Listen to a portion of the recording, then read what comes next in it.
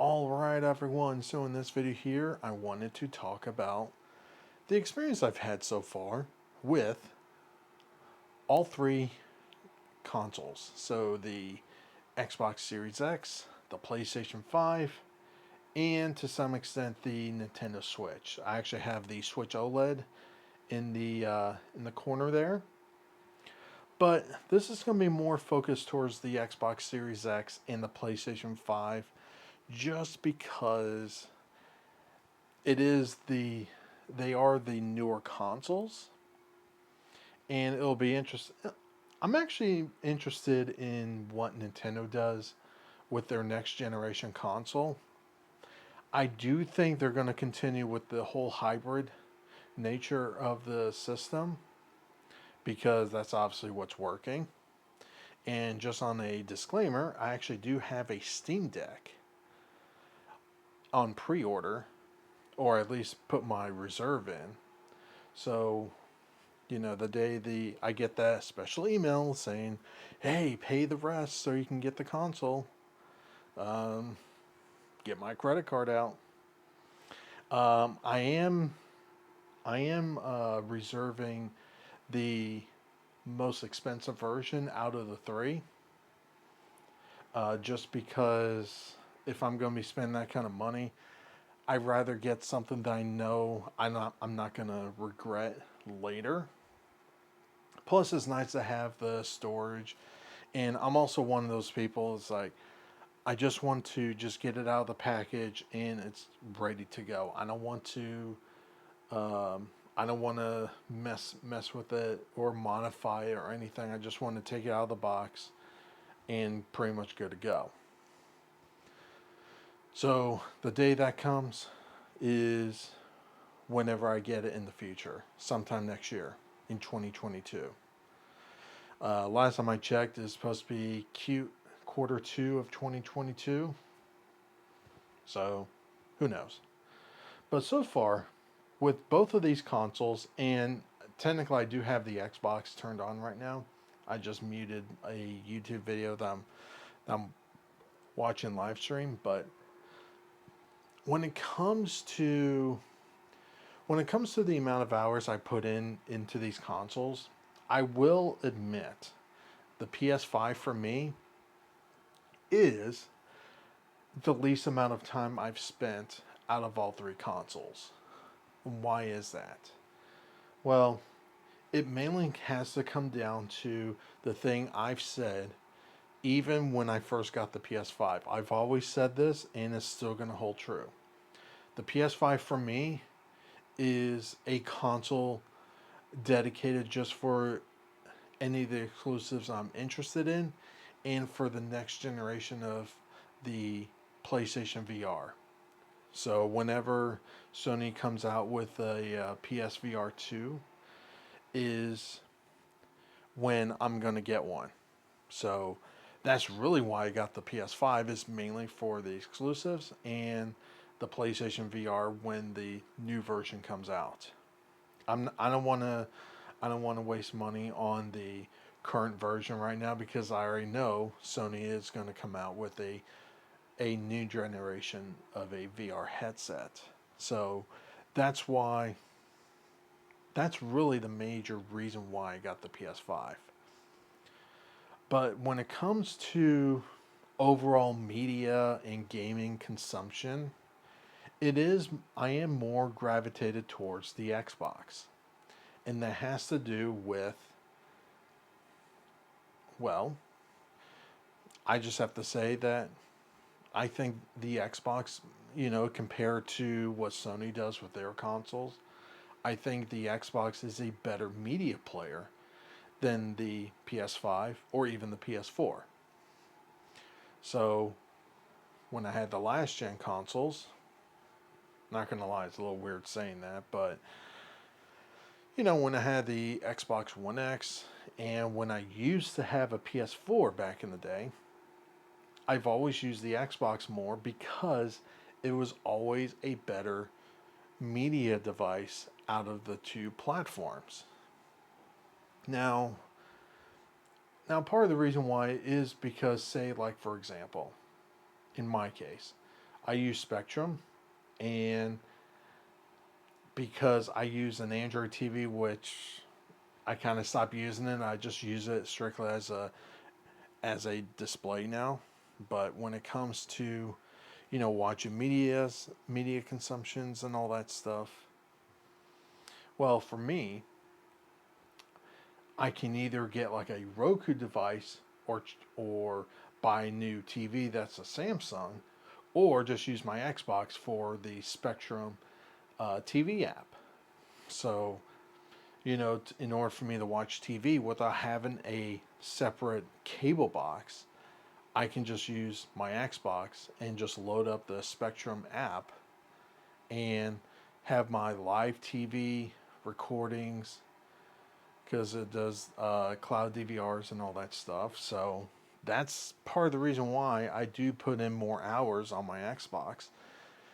And as of right now, there's no Spectrum app on the PlayStation side of things. So, I mean, if that was the case, I would use the PS5 more. But given that, um, given that a lot of the media stuff, I do tend to use the Xbox more often. It just gets used more. And also, I will say this, and that is, yes, I'm not saying I prefer the Xbox over the PS5. I do like the PS5. It's just, I just have a different use case for the PS5. The PS5 for me is not the dominant platform that I would use it for everything. Same thing with the Nintendo Switch. I do like the Switch. I do like the games on it. I like the portable aspect of it, which is part of the reason why I'm wanting to get the Steam Deck, is because of that portable nature. And it gives me a reason to start using my Steam account more often too. So that's basically going to be my Steam machine, quote unquote. Yeah, that was a complete disaster. What Valve tried to do, but yeah, apparently they learned their lessons with that. Anyway, so here's the thing: if say like you're someone looking into gaming, and you're looking at these different platforms, which one should you get? Well, first of all, as someone that does have all of them, they're all great consoles in their own rights. However, I will say it really does come down to what games you're going to be interested in. Now, if you are someone that is more just, wanting to play, just say like a few free to play games like Fortnite or Call of Duty Warzone, Apex, things like that, I would say the cheapest way to get into that is just getting an Xbox Series S. So, if you are someone that's going to be more looking at games like that, the Xbox Series S is probably your best option. Just because it's cheaper, and also from my experience, because I do have a Series S also, I keep that downstairs. But from my experience, those kinds of games runs perfectly fine on the Series S. And if you are someone that is more budget conscious, I would say, that you don't want to spend 60, $70 each time for each game that comes out, honestly, I would probably lean more towards the Xbox strictly because of Game Pass. You can pay depending on which tier you get. If you don't care about the online functionality stuff, you can do the $5 version. Or is it $5 a month? I think so. If you do want like the Xbox Live Gold functionality with, online multiplayer for non free to play games, you can do the $10 a month. Or if you are someone that also has a PC, or you are interested in also having games streamed as a backup to say like a laptop that's not really like a gaming laptop or anything like that, or even to your phone. Then you also have the $15 a month version. And recently I've been trying out the streaming stuff because Microsoft's been updating that for a while now, and I have to say it's pretty good. Now, is it as good, say, as like Stadia with their 4K streaming? No, but it's hard to argue what you're paying for a service. But that's just me. And the response time and everything like that with with the cloud gaming, it seems fine. I mean, if you're using your phone, you don't necessarily care about having 4K streaming and anything like that. 720p or 1080p on a, you know, 6-inch phone, it's going to be perfectly fine. But here's the thing. There are reasons to lean more towards the PlayStation side of things. First and foremost, there are Sony's exclusives, though that is probably slowly starting to change now with a lot of their games being ported over to PC. And if you don't like that, it's like, well, it seems like Sony is geared more towards leaning to that aspect because they did buy a studio strictly to port their games over the PC. So they acquired a studio strictly for that reason. So expect more PlayStation games on your PC, which will soon work on the Steam Deck because you can buy Sony games through Steam, which is really funny because now it kind of comes down to, okay, do I want to play these games on my PlayStation, or do I want to play these PlayStation games portably through the Steam Deck, which Sony has nothing to do with it. That's actually pretty funny when you think about it. It's like, yeah, if you want to play PlayStation games on the go, well, your option is use a different storefront and use different hardware. Man, going into 2022 is, man, these are really different times. But, yeah. But for all kidding aside, for me personally, if I only had to choose one, I think I would be happy with any of them. That's the thing, though. There are so many positives with each of these platforms. It's not like back in the day when I was younger. It's like, okay, you basically had like the dominant platform, and then maybe had a really good second option, and then like everything else out there in the market was just utter garbage. I mean, you got to keep in mind is that, for a lot of the younger people out there that don't really understand this, keep in mind, I'm going to be 37 soon.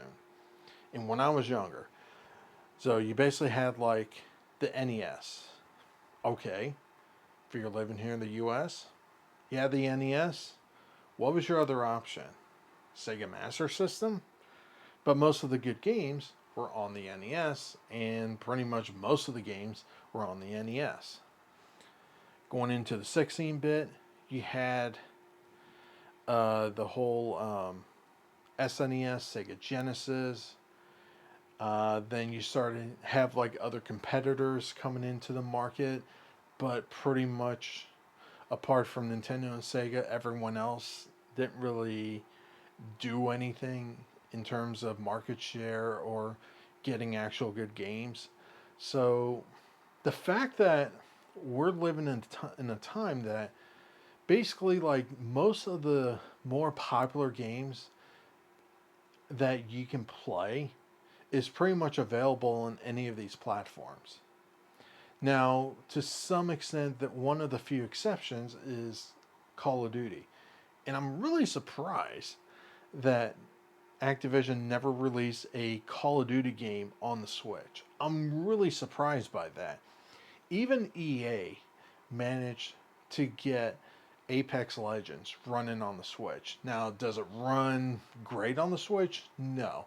Is it my preferred way of playing Apex Legends? No. That's more of, if I just really want to play Apex but I'm not home, I have the Switch with me. That's what it's there for. But games like Fortnite, while it is probably worse to play on the Switch, it plays good enough that you can still have a pretty good experience on it. And